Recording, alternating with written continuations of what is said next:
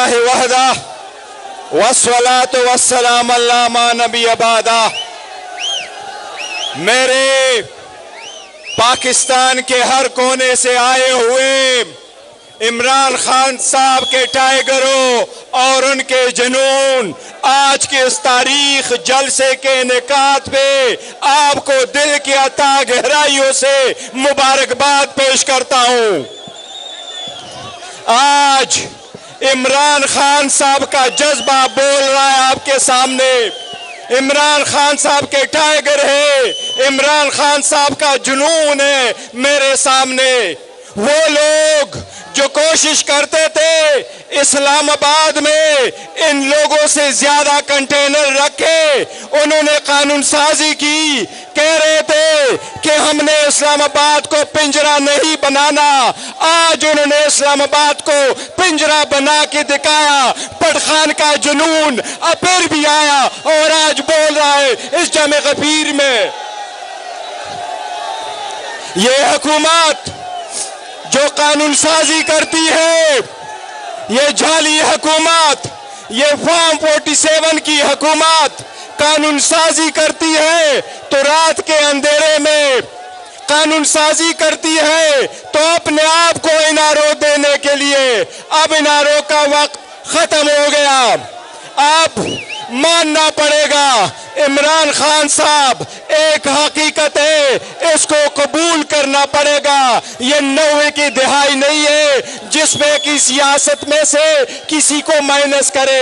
اب عمران خان مائنس کی سیاست کبھی بھی تاریخ میں نہیں ہو سکتی۔ انشاءاللہ عمران خان طے ہے اور انشاءاللہ ترا لیڈر رہیں گے۔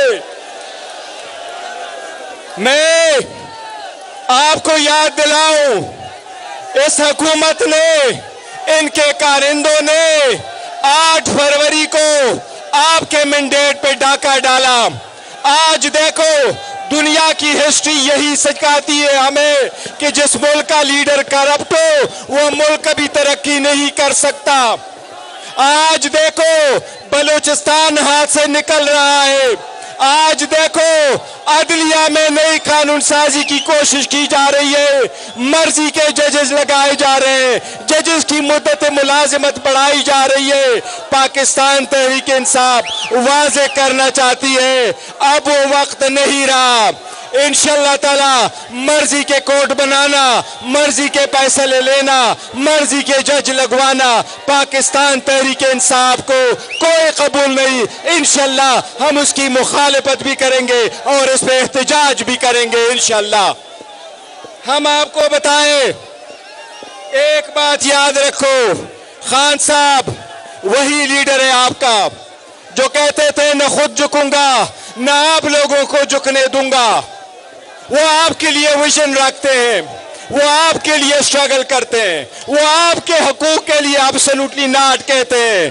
انشاءاللہ تعالی وہ بہت جلد باہر آئیں گے اور انشاءاللہ عمران خان صاحب ایک بار پھر آپ میں ہوں گے، اس ملک کے وزیر اعظم ہوں گے۔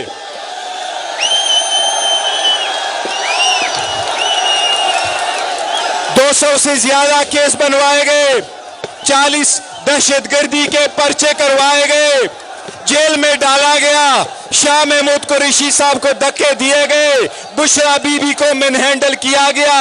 یہ باور کرانے کی کوشش کی کہ لوگ بھول جائیں گے، لوگ بھولنے والے عمران خان صاحب اور اس کے نظریے کو بھولنے والے نہیں ہے۔ انشاءاللہ تعالی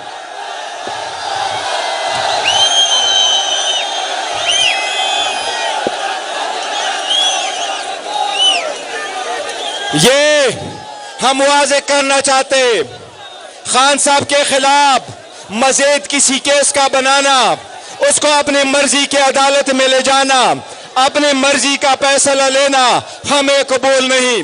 ہم الیکشن کمیشن کے 22 فیصلوں کے طرح آئندہ یہ فیصلے نہیں مانیں گے۔ پاکستان تحریک انصاف فیصلہ کر چکی ہے، یہ 22 فیصلے ہم نہیں مانیں گے۔